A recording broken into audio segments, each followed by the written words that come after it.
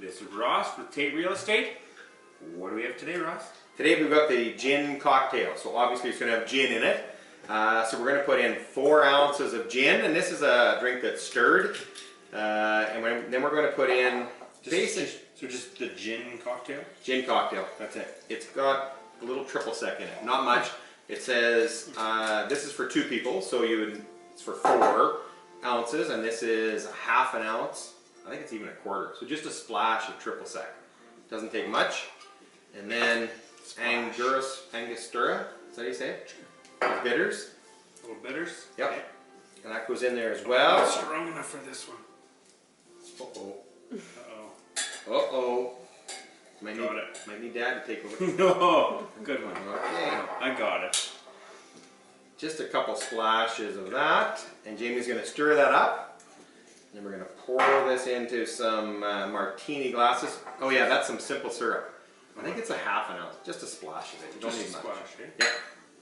If you don't have simple syrup, you can use Sprite. But don't. Something sweet.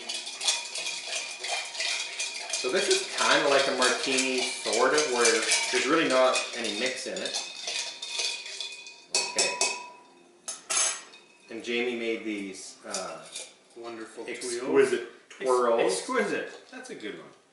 And we're going to talk about that in another episode, where the tool that he uses he actually got from Lee Valley.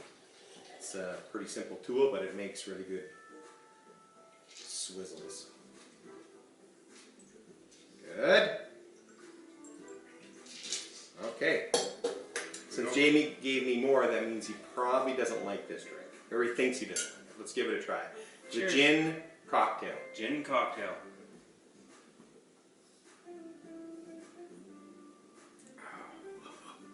That's very ginny.